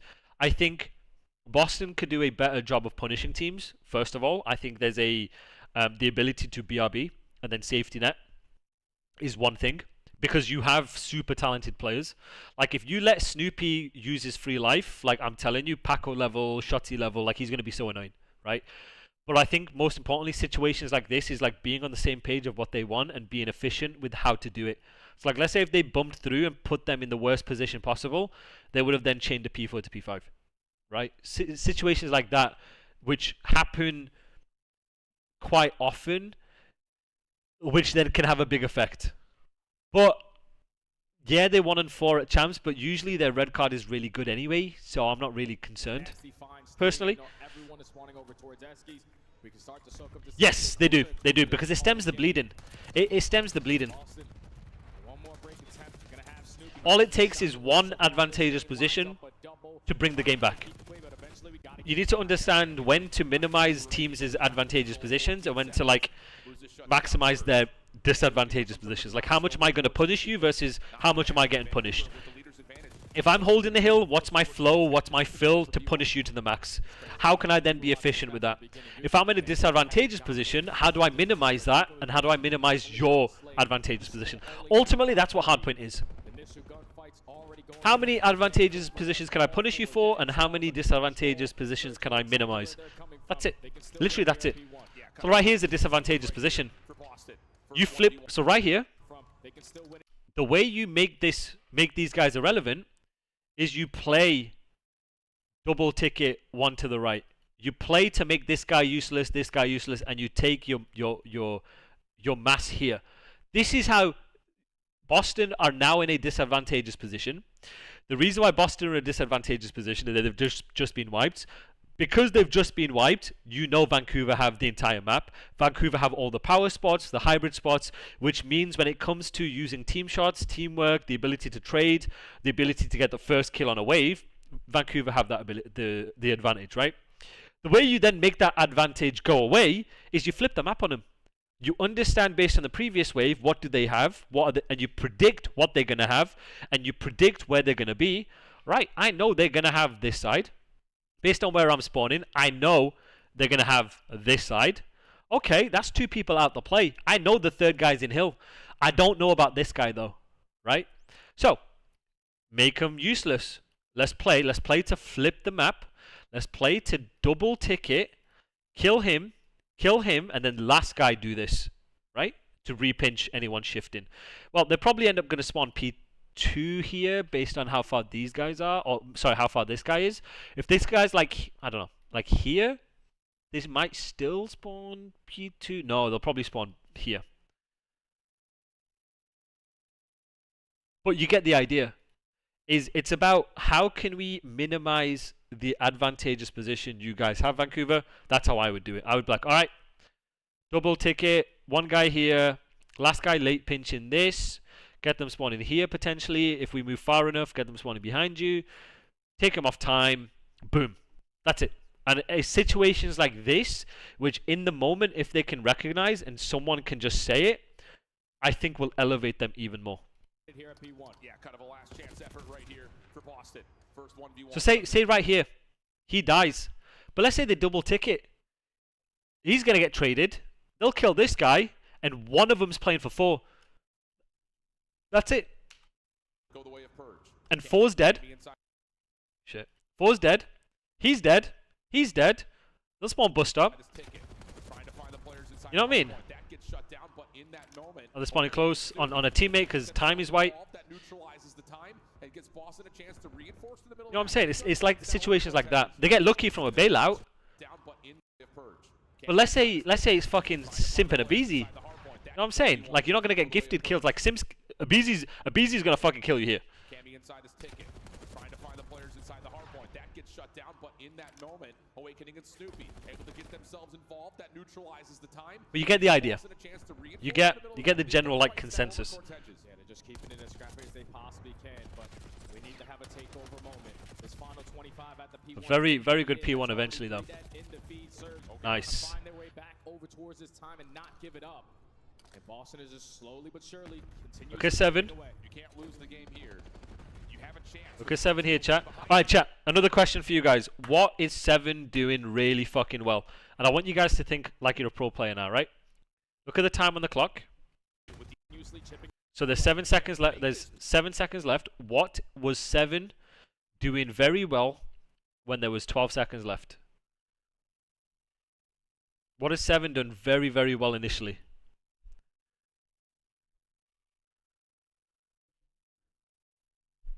Let's get thinking. Come on, guys. What did 7 do very, very well here? So let's watch it again.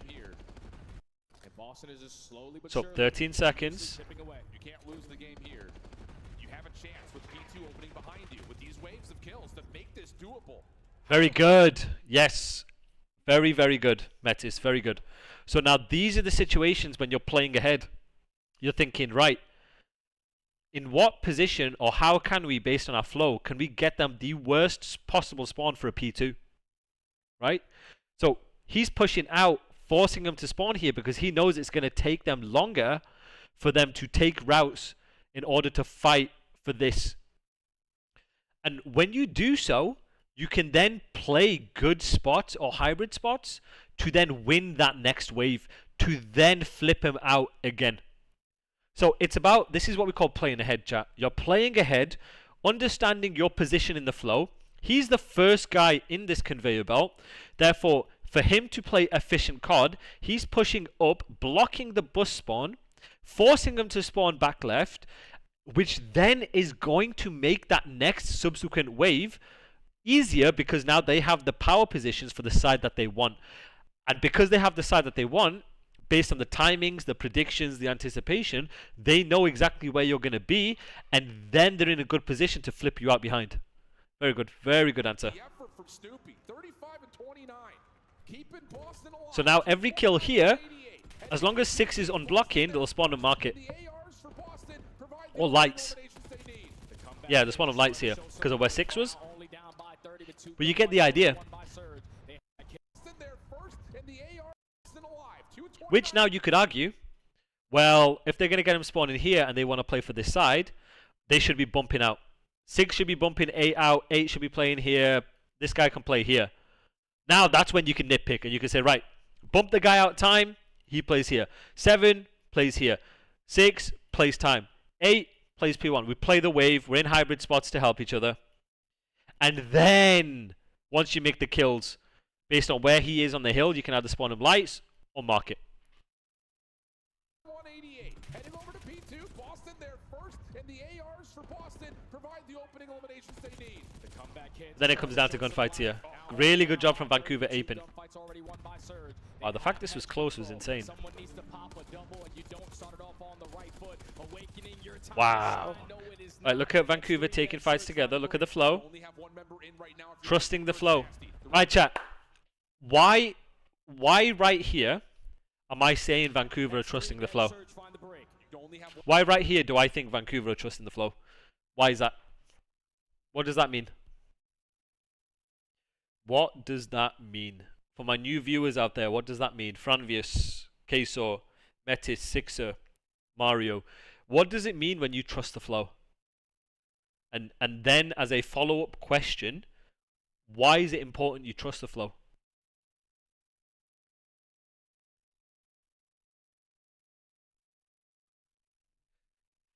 Think. Why are Vancouver here trusting the flow? What does that mean? What does it mean? So you don't second guess your decision. That's part of it. But what does it mean to trust the flow? What does it mean? What does it mean to trust the flow? Let me give you a hint. Let me give you a hint. 1. So let's go to the chalk talk. Go on the key breakdown. 1, 2, 3, 4. 3. You only have one member in right now if you're Vancouver. 4. So, what does it mean to trust the flow? But what is flow, guys? What is flow? What does it mean to trust the flow? What does it mean to trust the flow? Think about the conveyor belt.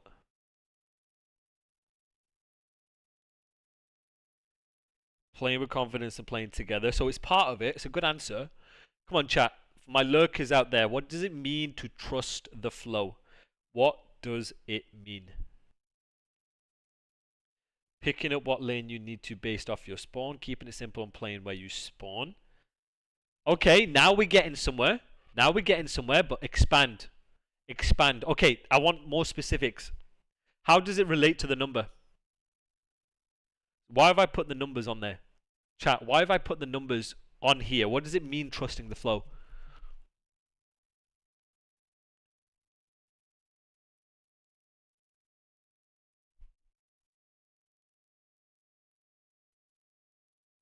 The numbers are a big clue.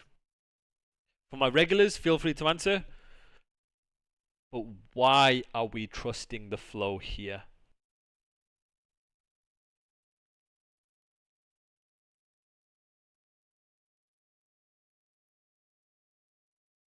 I'll give it a couple more seconds and I'll explain why.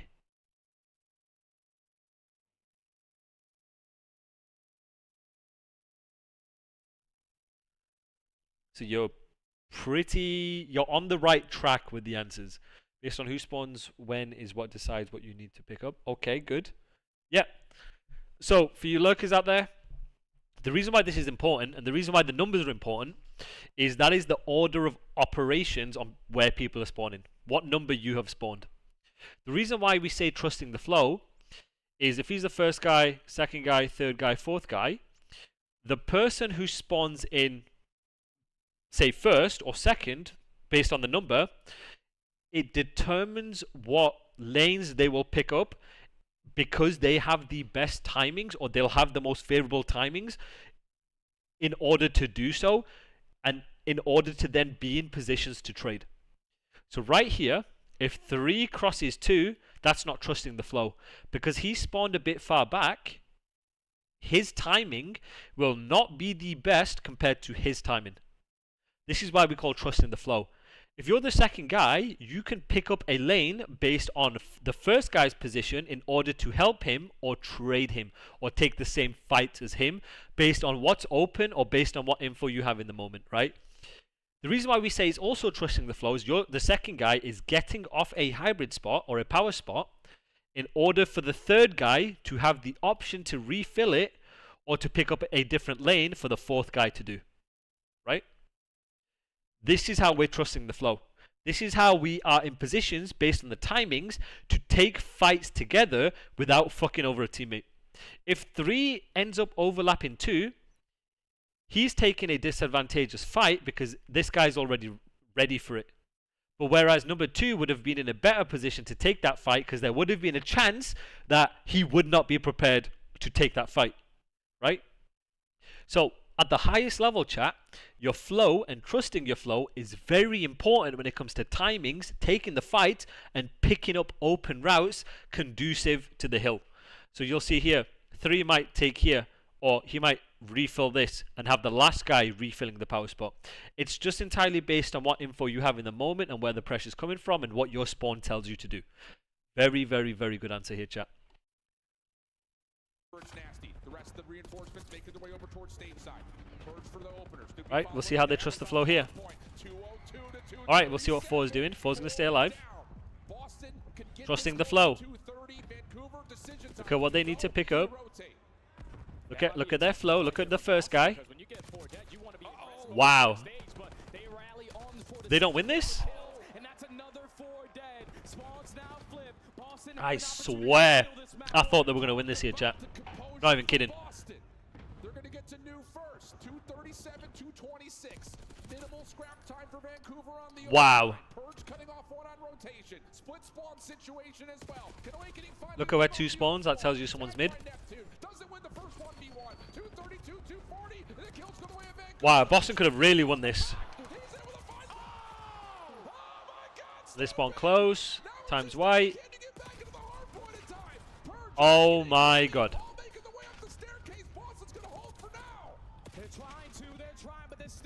Holy shit.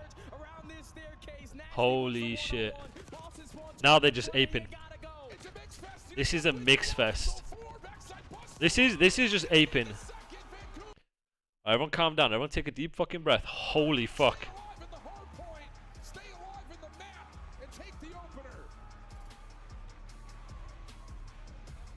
Imagine if Boston won that after Snoopy's fucking 3-piece. Let's have a look at this shit, right? Let's look at his 3-piece. His 3-piece was insane. Gets 1.